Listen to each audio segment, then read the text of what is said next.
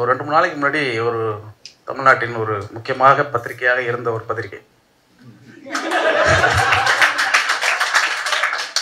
ஒரு கூட்டத்தை நடத்தி மொத்த தமிழ்நாட்டினுடைய மௌனத்தையும் கலைச்சிட்டாங்க. அதுக்கு இடையில வந்து தம்பி வந்து ராஜமுருகன் வந்து கூப்பிட்டானா மௌனம் கலைப்போம் அப்படின்னு நாங்கள் ஒரு கேசட் வெளியிட போகிறோம், ஒரு பாடல் வெளியிட போகிறோம், நீங்கள் வந்து பண்ணணுன்னே, இல்லைடா போர் நடந்துகிட்டு இருக்கும்போது எல்லாரும் அமைதியாக இருந்தானே சொல்லணும் இல்லையா? போர் அதிகமாக நடந்து கொண்டு இருக்கிற போது எல்லோரும் அமைதியாக இருங்க அப்படின்னு சொல்கிற நேரத்தில் நீங்கள் அமைதியாக இருக்காதீங்கன்னு சொல்கிறதுக்கு ஒரு பாட்டான்னு நான் கேட்டேன். வந்து சிரிச்சுட்டே சொன்னான். அவன் வந்து எப்போதுமே கூட்டத்துக்கு கூடும்போது நேரடியாக கூட்டத்துக்கு வாங்கன்னு கூட மாட்டான், நம்ம தவிர்த்துருவோன்ட்டு. எங்கே இருந்து ஆரம்பிப்பானா, பாலஸ்தீனத்தில் இந்த செய்தி படிச்சுக்கலானேன்னு ஆரம்பிப்பான். உடனே ஆமாப்பா அது என்ன இப்படி பண்ணிகிட்டு இருக்கானுங்க, ரொம்ப இதாக இருக்குது, எவனுமே பேச மாட்டேங்கிறான். ஆமாண்ணே எவனுமே பேச மாட்டேங்கிறான், நம்மளாவது பேசணுண்ணே, கண்டிப்பாக பேசணும்ப்பா, நீங்கள் வந்து பேசுங்கண்ணேன்றான் கடைசியில். அந்த மாதிரி மாட்டினது தான் நான். அதுக்கப்புறம் அந்த லிஸ்ட்டில் பேர் பார்த்தேன், குமார் ராஜா சரி ஒரு வழி காப்பாற்றிட்டார் நம்மளை. அதுக்கப்புறம் பார்த்தேன் தோழர் கோபி நயினார், ஓகே அவர் அதை விட காப்பாற்றிடுவார். அதுக்கடுத்து பேர் பார்த்தேன் செல்வா பேர் இருந்தது, கண்டிப்பாக டோட்டலாக மொத்தத்தையும் முடிச்சிடுவார் அப்படின்னு நினைத்து, ஆனால் இந்த கூட்டத்தில் நான் அவசியமாக கலந்து கொள்ள வேண்டும் என்கிற ஆர்வத்தோடு உடல்நிலை சரியில்லாத போதும் வந்ததற்கு ஒரே ஒரு காரணம் செல்வாவினுடைய பேச்சை கேட்பதற்காகத்தான். இந்த அரங்கத்தில் வந்து எனக்கு ரொம்ப மகிழ்ச்சியாக இருக்குது. என்னென்னா, புரட்சி சாத்தியமே இல்லை, எல்லோரும் கைவிட்டுட்டு எல்லோரும் கிளம்புங்க அப்படின்னு சொல்லிட்டு இருக்கிற நேரத்தில் இவ்வளவு சின்ன அறையில் இவ்வளவு இளைஞர்கள் கூடிய ஒரு ஞாயிற்றுக்கிழமை மாலையை புரட்சிகரமான மாலையாக மாற்றியிருக்கிறீர்கள் இல்லையா? இதுவே வந்து நம்முடைய மௌனத்தை கலைக்கக்கூடிய ஒரு அற்புதமான செய்தியாக இருந்தது. எனக்கு ரொம்ப உற்சாகமாக இருக்கிறது. இந்த பாடலை கேட்டால், இந்த இளவுக்கெல்லாம் எஜமானன் யார் அப்படின்னு ஒரு வரி அந்த பாட்டில் இருக்குது. ரொம்ப தினேஷை நான் தனிப்பட்ட முறையில் வாழ்த்துறேன், ரொம்ப அற்புதமாக எழுதுகிறேன். இப்போ அந்த பாட்டில் இருக்கக்கூடிய இந்த ரேப் போர்ஷன் இதெல்லாம் இருக்கு இல்லையா, இதை பற்றிலாம் நான் கொஞ்சம் பேசுகிறேன். ஏன்னா மொத்த அரசியலையும் செல்வா அவர்கள் பேசிவிட்டு அமர்ந்திருக்கிறார். அது மட்டும் இல்லை, அமரன் படத்தை பற்றியெல்லாம் பேசினார். எனக்கு இதுக்கு இருந்துச்சு, அமரெல்லாம் நம்மளும் பாட்டெல்லாம் எழுதியிருக்கிறோம். இதுக்கப்புறம் அந்த ராஜ்குமார் பெரியசாமி அடுத்த படத்துக்கு நம்மளை படத்துக்கு பாட்டு எழுத கூப்பிடுவாரா கூப்பிட மாட்டாரா? ஆனால் அவர் சொல்ல வந்த செய்தி என்பது நிச்சயமாக ஒரு முக்கியமான ஒரு செய்தி தான். ஒரு திரைப்படமாக இருக்கிற பொழுது மக்கள் அரசியலை எந்த விதத்தில் அது பாதிக்கிறது, எந்த நோக்கத்தோடு இந்த சினிமா வணிக சினிமா வந்து நம்மளை மடைமாற்றி அழைத்து கொண்டு போகிறது என்பதை வந்து பார்க்கிற போது ரொம்ப முக்கியமான விஷயந்தான் அது. அந்த படத்தை வந்து பார்க்கிற பொழுது அமரன் படம் இல்லை, வேட்டையன் இல்லை, நான் சொல்கிறது எல்லாமே பிரச்சனை என்னன்னா, எல்லா படத்தோடையும் நம்ம சம்மந்தப்பட்டதுனால இப்போ விடுதலை 2 வேறு வரப்போகுது. இது கவிஞர் விடுதலை 2 பற்றி ஏதோ சொல்லிட்டாரு, ஏன்னா அது ஒரு புரட்சிகர படம். அதனால் என்ன எங்கே பேசினாலும் எப்படி பேசினாலும் மாட்டிக்குமேங்கிற பயத்தோடைய நான் வந்து ராஜமுருகனோட சேரும்பொழுது எல்லாமே பிரச்சனையாக தான் வரும். அவன் வந்து காம்ரேட் டாக்கேஸ் ஒன்று ஆரம்பிக்கும் போது என்னோட மனைவி வந்து சொன்னாங்க, உங்கள் தம்பிக்கு வேறு வேலையே கிடையாதா, உங்களை வேறு சேர்த்து எல்லாத்தையும் கூப்பிட்டுட்டு போகிறாரு அப்படின்னு சொன்னார். ஆனாலும் அப்படி ஒரு தம்பி எனக்கு கிடைத்ததற்காக நான் பெருமைப்படுகிறேன். இந்த தமிழ் சினிமாவில் இடதுசாரி அரசியலை தைரியமாக முன்வைக்கக்கூடிய வெகு சில இயக்குநர்களில் என் தம்பி முன்னால் இருக்கிறான் என்பது எனக்கு எப்போவுமே மகிழ்ச்சிக்குரிய ஒரு விஷயம். அது மட்டும் இல்லை, களத்தோடு இணைந்து பணியாற்றுவது வந்து ரொம்ப மகிழ்ச்சியாக இருக்கும். இந்த ஜிப்சியில் ஒரு பாட்டு நாங்கள் எழுதினோம், very very bad to the core அப்படின்னு. அந்த பாட்டு ரொம்ப நல்ல பாட்டு. சந்தோஷ் நாராயணா வந்து ரொம்ப ஆக்ரோஷமாக பாடி அது மிகப்பெரிய ஹிட்டாச்சு. ஹிட்டாகும்போதே சொன்னேன், தம்பி இது ஹிட் ஆயிடுச்சு, அப்படியே விட்டுருவோம் அப்படின்னு சொன்னேன். இவன் ஹிட்டானோட என்ன பண்ணாங்கன்னா, அந்த நேரத்தில் யாரெல்லாம் களத்தில் நின்று போராடிட்டு இருக்காங்களோ எல்லாரையும் கூப்பிட்டு ஒரு காணொலியை கரெக்ட் பண்ணி எல்லாரையும் வச்சு ஷூட் பண்ணான். நான் அப்போவே சொன்னேன், இது உன்னோட ஆர்வத்துக்கு அளவெல்லாம் போயிட்டுருக்கு. யார் எல்லாரும் நம்ம தோழர்கள் எல்லாரையும், வளர்மதி தோழர் இப்படி எல்லாரையும் கூப்பிட்டு அதில் எடுத்துட்டான். என்னையும் வேற அதில் வச்செல்லாம் எடுத்துட்டான். நான் இப்போ சொன்னேன் அது ரொம்ப நல்லா இருந்ததுன்னு. அதுக்கப்புறம் வந்த பிறகு நல்ல கண்ணு தோழர்லாம் அதில் இருந்தாங்க. நான் சொன்னேன், இவனோட ஆர்வத்தின் அளவெல்லாம் போயிட்டுருக்கு தம்பி, நம்ம எடுத்துருக்கிறது படம், வெரி வெரி பேடுன்னு ஒரு செய்தியை சொல்கிறோம், ஒரு கருத்தை சொல்கிறோம், அந்த மக்கள்கிட்ட போய் சேரணுங்கிறது ரைட்டு. ஆனால் இந்த வேலையெல்லாம் நீ பண்ணிகிட்டு இருக்கே என்ன சொன்னது மாதிரியே சென்சாரில் அந்த பாட்டை கட் பண்ணிட்டானுங்க. இது எதற்கு சொல்கிறேன் என்றால், கிடைக்கக்கூடிய சின்ன சின்ன சந்தர்ப்பங்களில் மட்டுமே நம்மை வெளிப்படுத்தக்கூடிய, நம்முடைய மௌனத்தை கலைக்கக்கூடிய ஒரு சூழல் இந்த சமூகத்தில் இருக்கிறது. தோழர் செல்வா அவர்கள் சொன்னது மாதிரி 60, 70களிலெல்லாம் வந்து மிகப்பெரிய போராட்டங்களை முன்னெடுத்த இயக்கங்கள் கூட ஒரு சோர்ந்து போயிருக்கக்கூடிய ஒரு சூழலை நாம் பார்க்கிறோம். அது வந்து இந்த வணிகத்துக்கு எதிராக நாம் போராடி கொண்டிருக்கிற அதே சூழலில் அரசியல் எவ்வளவு தூரம் வணிகமாகிவிட்டது என்பதை நீங்கள் கவனமாக பார்த்து கொண்டிருக்க வேண்டும். நல்ல யோசித்து பாருங்கள். எல்லோருக்குமான தலைவர் அம்பேத்கர் என்ற ஒரு நூலை வெளியிடுகிறார்கள். அதிலே அந்த புத்தகம் எப்படி விற்கப்படும் என்பதற்காகவே அது தயாரிக்கப்பட்டது போன்ற ஒரு தோற்றத்தை உருவாக்கி இருக்கிறார்கள். இது எவ்வளோ அபாயகரமான ஒரு சூழலை நோக்கி நாம் நகர்ந்து கொண்டிருக்கிறோம் பாருங்கள். அந்த கார்ப்பரேட் கைகளுக்குள் நம்முடைய சமூகம் சின்னாபின்னமாகி கொண்டிருப்பதை நாம் பார்க்கிறோம். இதை குறித்தெல்லாம் நம்முடைய மௌனத்தை நாம் கலைக்க வேண்டும். ஏனென்றால் நம்முடைய மௌனத்தை நாம் கலைக்கவில்லை என்றால் யார் யாரோ எதையோ கத்திக்கொண்டே இருப்பார்கள். நாம் கேட்கிறவர்களாக மாறி போய்விடுவோம். ரொம்ப கவனமாக நாம் செயலாற்ற வேண்டிய ஒரு தருணத்தை எட்டியிருக்கிறோங்கிறத இந்த நேரத்தில் பகிர்ந்துக்கிறேன். அப்புறம் இந்த பாடலை பற்றி சொல்லணும். முதல்ல தமிழில் வந்து இந்த ரேப் அப்படிங்கிற ஒரு விஷயத்தை வந்து யோகி பி, மலேசியா ரேப்பர் இருக்கார் இல்லையா, அவர் தான் பண்ணார் இந்த மடைதர் வந்து அப்படிங்கிற ஒரு பாட்டு. அப்போ நான் வந்து அந்த ஒரு பாட்டு பண்ணி தான் எனக்கு தெரியும். ரேப்னா என்ன அப்படின்லாம் எனக்கு தெரியாது. வெற்றிமாறன் வந்து எப்போதுமே இந்த மாதிரி முனைந்து சில காரியங்களை செய்வதில் ரொம்ப ஆர்வம் கட்டுவார். அவர் உடனே இது மாதிரி யோகி பின்னு ஒருத்தர் பண்ணுறாரு, அவரோட நீங்கள் சேர்ந்து எழுதணும்னு சொன்னார். எந்த படம்னா அந்த பொல்லாதவன் படம். அவர் வந்தார். ஒரு 15 நாள் காஸ்மோபாலிட்டன் கிளப்பில் ரூம் போட்டு நான் எப்போல்லாம் போகிறேனோ அப்போல்லாம் அவர் தூங்கிட்டு இருப்பார். அப்புறம் ஏன் சொன்னால் தலை கொஞ்சம் எட்டேக்காக இருக்கு நீங்கள் அப்படின்பாரு. இவர் பாட்டு பண்ணுவாரா பண்ண மாட்டாரான்னு எனக்கு தெரியல. அவர் பண்ணது அந்த மடை திறந்து மட்டும்தான். அப்புறம் அவர் ஆங்கிலத்தில் தான் எழுதுவார். அப்புறம் ஆங்கிலத்தில் எழுதிட்டு அதை வேகமாக வாசிப்பார். எனக்கு புரியாது. ஏன்னா தினேஷ் இதுலேயே சில இதில் பாடும்போது புரியாமல் இருந்துச்சு எனக்கு. அதுக்காக தான் பாட்டை அனுப்ப சொல்லி அப்புறம் லிரிக் பேப்பர்லாம் வச்சு படித்து பார்த்துக்கிட்டேன். இதில் என்ன ஒரே ஒரு பிரச்சனை இருக்குன்னா, தமிழில் எல்லாமுமாக எழுதிவிட முடியும், ரேப் தமிழில் எழுத முடியும். அதற்கு ஒரே ஒரு உத்தி நான் கண்டுபிடிச்சேன். ஒரு 10 நாள் 15 நாள் போயிட்டே இருந்துச்சு. யோகி பி வந்து டெய்லி இங்கிலீஷில் பாடிக்கிட்டே இருப்பார். இவர் எப்படியும் நம்ம எழுதி தானே முடிச்சாகணும் அப்படின்னோடனே, வெற்றிக்கு அது முதல் படம், ரொம்ப பதட்டமாக வேறு இருந்தார் அவர். எப்படியாவது முடிக்கணும், என்ன பண்ணலாம் அப்படின்னு சொல்லிட்டு, சரி நீங்கள் வேகமாக பாடுங்க அப்படின்னு சொல்லிட்டான். அவர் வேகமாக பாடினார். தனநானே தானே நானே, தனநானே தானே நானே, தான நானே தான நானே, தன்ன நானே தன்ன நானேன்னு சொன்னார். அது இங்கிலீஷில். இன்னொரு தடவை சொல்லுங்கள் அப்படின்னு சொன்னேன். சொன்னோடனே அவர் சொன்ன எல்லா சந்தத்தையும் டக்குன்னு நான் தமிழில் சந்தமாக மாற்றிட்டேன். தனநானே தானே நானே, அழகான ஆசை துடிக்க, தனநானே தன்ன நானே, ஐம்பலனும் போர் தொடுக்க, கட்டுப்பாடுகள் வெட்டு போச்சு, கடவுள் தினசரி மன்மத காய்ச்சி, ஆப்பிள் பழுத்து ஆடை கொண்டுட்டேன். அவர் மிரண்டுட்டேன். சார் நீங்கள் தமிழ்நாட்டில் இருக்கக்கூடிய மிகப்பெரிய ரேப்பர் அப்படின்னாரு. சார் நான் 15 நாளாக உட்காந்து யோசிச்சு பண்ணேன். நீங்கள் ஒரு 5 நிமிஷத்தில் பண்ணிட்டீங்க அப்படின்னு சொன்னோன்னே, 5 நிமிஷத்தில் என்ன பண்ணலாப்பா, 3000 வருஷத்துக்கு முன்னாடி எங்கள் மூத்தவர்கள்லாம் பண்ணி வச்சாங்க. அதனால் இந்த சந்த அமைப்பு வந்து எப்படி ஒழுங்காக, அதாவது ஒரு குரல் நெடிலோட எப்படி ஒழுங்கு சந்தத்தோடு அமையுங்கிறத வந்து அந்த முதல் முறையே அது கண்டுபிடிச்ச முடியுது. இதை பாடுறதுக்கு வந்து இப்போ அதுக்கு ஒரு ஒரு ஒரு குரல் தேவைப்படுது. இயல்பாக எல்லாராலும் இப்போ தினேஷ் வந்து பாடக்கூடிய அந்த தன்மை இருக்கு இல்லையா, அதுக்கு ஒரு குரல் தேவைப்படுது. அது வந்து அதுவும் என்ன சொல்லப்போனால் ரேப்பில் வந்து பல வகைகள் இருக்குது. நீங்கள் அதிகாரத்துக்கு எதிராக பேசக்கூடிய விஷயம், கருத்தியலாக சொல்லக்கூடிய விஷயம், பட்ட வழிகளை சொல்லக்கூடிய விஷயம், இப்படி நிறைய இருக்குது. அது வந்து நிறைய வெரைட்டி இருக்குது. அதை நம்ம வந்து தமிழ் ஃபோக்கோட கலந்து இப்போல்லாம் நம்ம நிறைய பண்ணிகிட்டு இருக்கோம். அதெல்லாம் வரவேற்கப்படும்.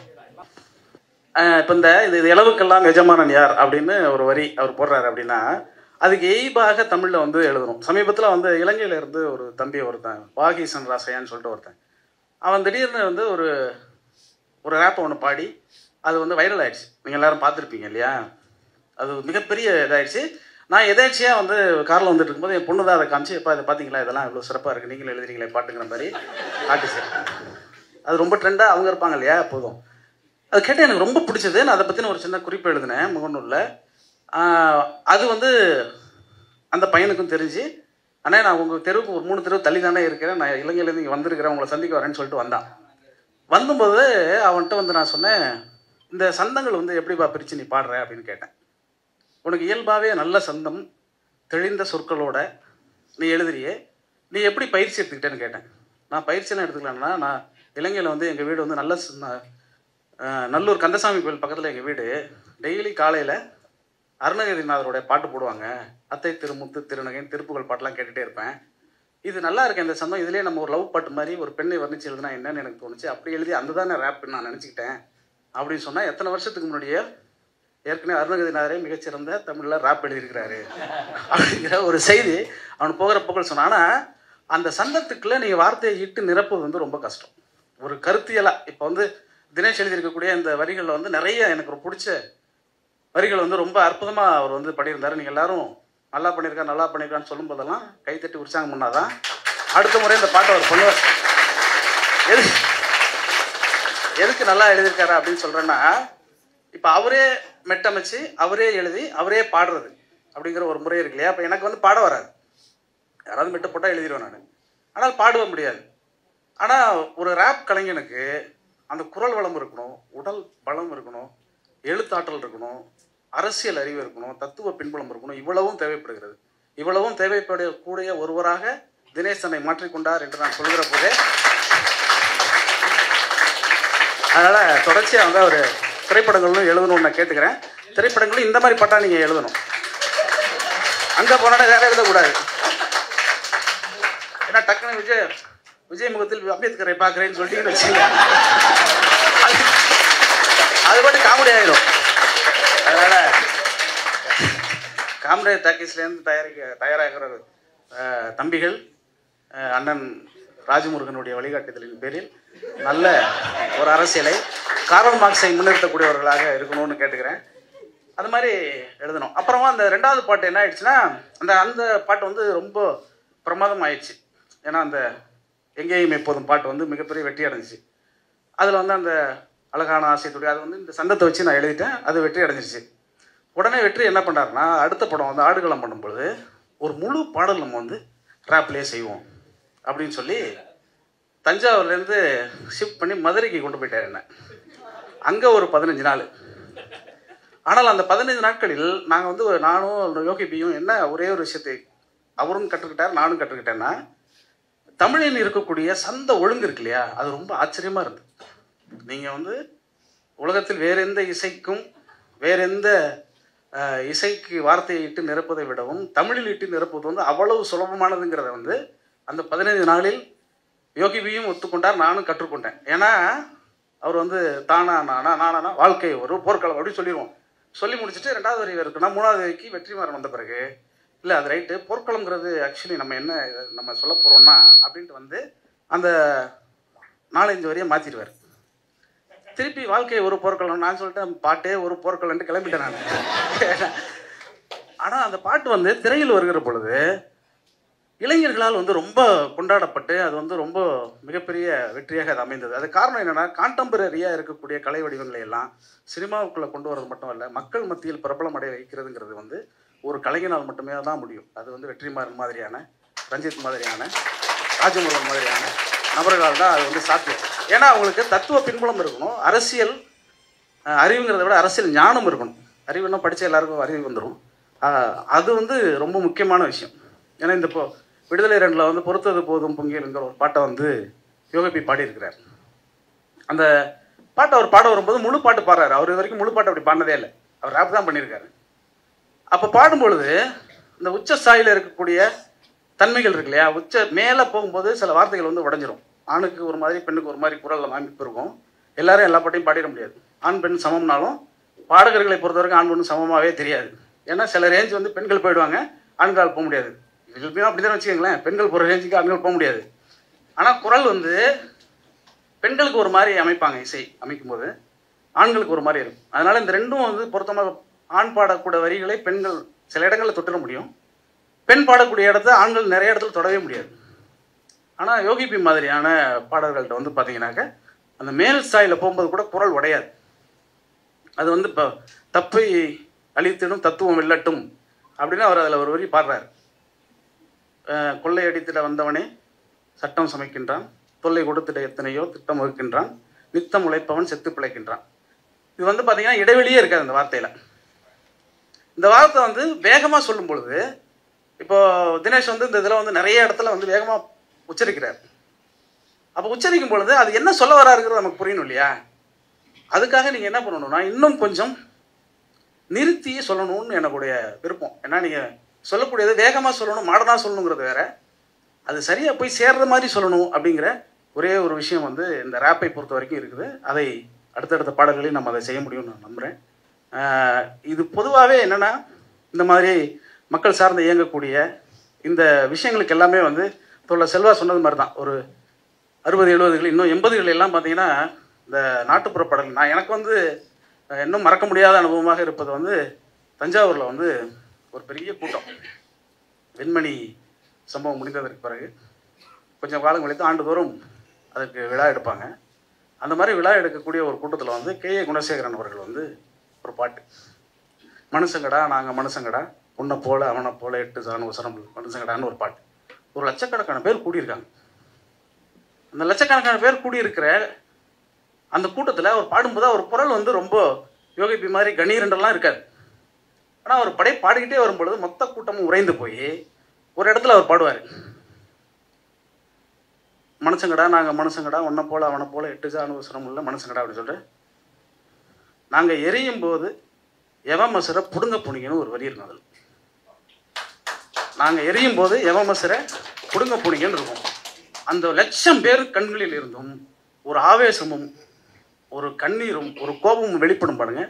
அது வந்து எந்த சினிமாவாலும் எந்த சினிமா பாட்டாலும் கொண்டு வரவே முடியாது. அது ஏன்னா மக்களுடைய உணர்வு. நான் எந்த பாட்டு எழுதுகிற போதும் அப்படி ஒரு வரி எழுதணும்னு எனக்கு ஆசையாக இருக்கும். ஆனால் அதை எழுத முடியாது, சென்சாரில் விட மாட்டானுங்க. அதை மீறி ஒரு பாட்டு வந்து ஜோக்கரில் எழுதும்போது என்னங்க சார் உங்கள் சட்டம் எழுதணும், அதுவும் அதே மாதிரி தான் நினச்சி நான் அது வந்து என்னென்னா என்னங்க சார் உங்கள் சட்டம் அப்படியே வரிசையாக சொல்லிட்டே வரும்பொழுது எல்லாத்தையும் சூறையாட சர்க்கார் கூட்டி கொடுக்குதான்னு போட்டேன். இந்த கூட்டி கொடுக்குதாங்கிறது கொஞ்சம் கூட்டி கொடுக்குதாங்கிறது மானியத்தை கூட்டி கொடுக்குது அப்படின்னு அர்த்தம். ஆனால் சாதாரணமாக சந்தத்தில் வரும்பொழுது எல்லாத்தையும் சூறையாட சர்க்கார் கூட்டி கொடுக்குதானோடனே பாட்டு வாங்கிட்டு இவன் பேசாமல் போயிட்டான். ஒரு வாரம் ரெக்கார்டெலாம் பண்ணி முடிச்ச பாருங்கன்னா இந்த அந்த கூட்டி கொடுக்குதாங்கிறது கொஞ்சம் பிரச்சனையாக இருக்குண்ணே, அது ஏதாவது சென்சாரில் கட் பண்ணிடுவானே. சென்சாரில் வந்து படத்தில் தானே தம்பி கட் பண்ண போகிறான், ஆடியோவில் இருக்கட்டும் விட்டுரு அப்படின்ட்டேன். ஆடியோவில் இருக்காது. சென்சார் படம் பார்த்துட்டு அந்த சென்சார் அதிகாரி எழுந்து கை கொடுத்து கட்டி பிடிச்சி இந்த மாதிரி சமூக பொறுப்புமிக்க வரிகளோடு இருந்த ஒரு பாட்டையும் படத்தையும் நான் இப்போ தான் பார்க்குறேன்னு ராஜமௌலியிடம் முத்தம் கொடுத்துட்டாங்க. அது மாதிரி அதிகாரிகளும் சில சமயம் அமைஞ்சினாங்கனாக்கா நம்ம இந்த மானியம் கொடுக்குறத பற்றி இந்த மாதிரி கொள்ளையடிக்கிறத பற்றியெல்லாம் நம்ம எழுதிட முடியும். ஆனால் இப்போ அப்படி முடியாது இல்லையா. அது மாதிரி அந்த டெம்பிளில் தான் ஜிப்சியில் போய் எழுதுனது வெரி வெரி பேடு. நான் வெரி வெரி பேடுன்னு அனுப்பிட்டான் அந்த பாட்டை. அது மாதிரி ஒவ்வொரு பாடல் எழுதுகிற பொழுதும் அது இருக்கக்கூடிய அனுபவங்கள் வந்து ரொம்ப முக்கியமானது. நமக்கு வந்து ஒரு பெரிய மரபு இருக்குது. இந்த மேடை பாடலுக்கு அல்ல தனிப்பாடலுக்கு வந்து ஒரு பெரிய மரபு இருக்குது. அதற்கு பெரிய சந்தை ஏற்படாமல் போயிருக்கே தவிர அந்த மரபு வந்து ரொம்ப முக்கியமானது. நீங்கள் K.A. குணசேகரன் அல்ல தலித் சுப்பையா இப்படி மேடைகளில் வந்து கட்சி மேடைகளில் ஒரு கூட்டம் தொடங்குவதற்கு இன்னும் நாகூர் அனுபவ பற்றியெல்லாம் கூட சொல்லணும். ஏன்னா அவருடைய குரல்லாம் வந்து ஒரு திராவிட இயக்கத்தின் மேடைகளில் அவர் வந்து பாடுறாருன்னா அவ்வளோ அந்த அந்த கூட்டத்தை வந்து அந்த மக்களை வந்து தயார் செய்வது. ஒரு ஒரு புரட்சிக்கோ அல்லது ஒரு மாற்றத்திற்கோ ஒரு மக்களை அணிதிரட்டி அவர்கள் வந்து ஒரு பெரும் கிளர்ச்சிக்கு உருவாக்குவது மாதிரி ஒரு கூட்டத்தை நடத்துறது இருக்கு இல்லையா. செல்வா சொன்னது மாதிரி தான் இப்போ கூட்டம் நடத்துறதுக்கே அவ்வளோ அனுமதிக்க மாட்டேங்கிறாங்க. ஆனால் அன்றைக்கெல்லாம் தெருவில் வந்து ஒரு கூட்டம் நடக்குதுனாக்க விடிய விடிய 3 மணி வரைக்கும் அந்த அரசியல் கட்சி தலைவர்கள் வந்து பேசுகிற பொழுது அவ்வளோ விஷயங்களை வந்து ஒரு மாலை நேரத்து பல்கலைக்கழகம் மாதிரி பேசுவார்கள். இப்போது பேசுவதற்கு ஆட்கள் கிடையாதுங்கிறது தான் ரொம்ப முக்கியமானது. அப்படியே பேசினாலும் ஊடகங்கள் அதை எப்படி மாற்றி பிரித்து பண்ணுறாங்கங்கிறதும் நம்ம பார்த்துட்டு தான் இருக்கோம். அதனால் வந்து இதெல்லாம் திரும்பவும் நம்ம மீட்டெடுக்க வேண்டிய ஒரு கட்டத்தில் இருக்கிறோம். பிரேக் தி சைலன்ஸ் அப்படிங்கிற அந்த விஷயம் வந்து ரொம்ப முக்கியமானது. நாம் தனி நபராக இந்த கூட்டம் வந்து எனக்கு ரொம்ப மகிழ்ச்சி அளிப்பதற்கு ரொம்ப காரணம் வந்து என்னை மாதிரி ஒரு 10-15 பேரை தவிர மற்ற எல்லோரும் ரொம்பவும் இளைஞர்களாக அடி வாங்குவதற்கு தயாரான உடல்வாக கொண்டவர்களாக இருக்கிறீங்க. செல்வாவின் வேண்டுகோளின்படி சீரணி அரங்கத்தில் கூட்டம் போடுவதற்கு இந்த பீச்சில் அந்த சீரணி அரங்குங்கிறது பீச்சில் இருந்துச்சு. அங்கே கூட்டம் போடுவதற்கு ஒரு புரட்சியை ஒரு கிளப்பியிருக்கிறாரு. செல்வாவிடம் நீங்கள் கொஞ்சம் ஜாக்கிரதையாகவும் இருக்க வேண்டும். அவர் வந்து பல காணொலிகளை நான் பார்க்குறேன், போலீஸ்காரெல்லாம் அவர் அடிச்சிருக்கிறாரு. ஆனால் அவரை நம்பி நீங்கள் போகக்கூடாது. கூடுதலாக ரொம்பவும் சரியாக வழிநடத்தக்கூடிய தோழராக செல்வா இருக்கிறார். அவர் சொன்ன எல்லா விஷயங்களையும் நீங்கள் உள்வாங்கி கொண்டு இந்த போர் தொடர்பான விஷயங்கள் அப்படிங்கிறது எல்லாமே வந்து நமக்கு ஏதோ புதுசாக இன்றைக்கி ஏதோ பிரேக் த சைலன்ஸ் நம்ம சொல்கிறோம். நல்லா பாருங்கள், பாரதிதாசன் எப்போ எழுதியிருக்கிறாரு, புதியதோர் உலகு செய்வோம் கெட்ட உலகினை வேரோடு சாய்ப்போம். அந்த கெட்டங்கிற ஒரு சொல்ல மாற்றிட்டார் பாருங்க அவர். போரிடும் உலகனே வேரோடு சாய்ப்போம்னே கரெக்டு தான். போர்னா கெட்ட போர் ஒன்று இருக்குது, நல்ல போர் ஒன்று இருக்குது. நாம் செய்வது நல்ல போர், அவர்கள் செய்வது கெட்ட போர். இதே போர் உலக செய்வோம், கெட்ட போரிடும் உலகினை வேரோடு சாய்ப்போம் அப்படிங்கிற நீங்கள் நம்மளுடைய பாவேந்தர் இருக்கட்டும் அல்லது ஏனைய எல்லா கவிஞர்களையும் நீங்கள் எடுத்துக்கிட்டா அந்த சொற்களை நீங்கள் எவ்வளோ தூரம் உள்வாங்கிக் கொள்கிறீர்களோ அதுதான் உங்களுடைய அரசியல் படிப்பினை. ஒரு வரியை அவங்க எவ்வளோ அந்த பாட்டு முழுக்க நீங்கள் படித்து பார்த்தீங்கன்னா ரொம்ப ஆச்சரியகரமாக இருக்கும். அதில் ஒரு வரி எழுதிப்பார், இயல் பொருள் மறுத்திடின் அப்படின்னு ஒரு வரி இருக்கும். அதாவது எழுத்தினுடைய பொருள் சரியாக வரலன்னா அதை விட்டுடணும், எப்போ சரியாக வருதோ அப்போ தான் அதை ரசிக்கணும் அப்படின்னு இருக்கு. அதில் இயல் பொருள் இருக்கும். அதில் நீங்கள் பாட்டை முழுசாக போய் கேளுங்க, திரைப்பட பாடலாக கூட அது வந்திருக்கு. அது மாதிரி ஒரு சின்ன ஒரு 2 வரிகளுக்குள்ளே நம்மளுடைய கவிஞர்கள் அவ்வளோ ஆச்சரியகரமான சிந்தனைகள் எல்லாம் கொட்டி கொடுத்துருக்கிறார்கள். இன்னும் பின்னாடி போனீங்கன்னா சங்க இலக்கியத்திலலாம் பார்த்தீங்கன்னா ஒருவனை ஒருவன் அடிதலும் துளைதலும் புதுவகை என்று இவ்வுலகத்து இயற்கைன்னு தான். ஒருத்தனை அடிச்சுக்கிறது புதுசெல்லாம் ஒன்றும் கிடையாது, அது இயற்கைன்னு சொல்கிறான். ஆனால் அப்படி இயற்கை கிடையாது. அந்த காலத்தில் அப்படி இயற்கையாக இருந்திருக்கலாம். சிற்றரசில் அடிச்சுக்கிட்டாங்கன்னா இயற்கைன்னு சொல்லலாம். வல்லாதிக்கம் கொண்ட அரசு ஒரு சின்ன நாட்டை நோக்கி குண்டுகளையும் துப்பாக்கிகளையும் வீசி அழிக்கிறதுனா அதெல்லாம் உலகத்து இயற்கை என்று விட்டுவிட முடியாது. சங்க புலவனே சொன்னாலும் அப்படி தப்பாகவும் நம்மளால் எழுதி வச்சிருக்கிறான். அதையும் நம்ம கவனத்தில் கொள்ள வேண்டும். இதை தாண்டி கம்பர் சொல்வது மாதிரி தான், யாரோடும் பகை கொள்ளலன் என்ற பிறகு போர் ஒடுங்கும் புகழ் ஒடுங்காது என்பதை நோக்கி நாம் எல்லோரும் நடைபோடும்.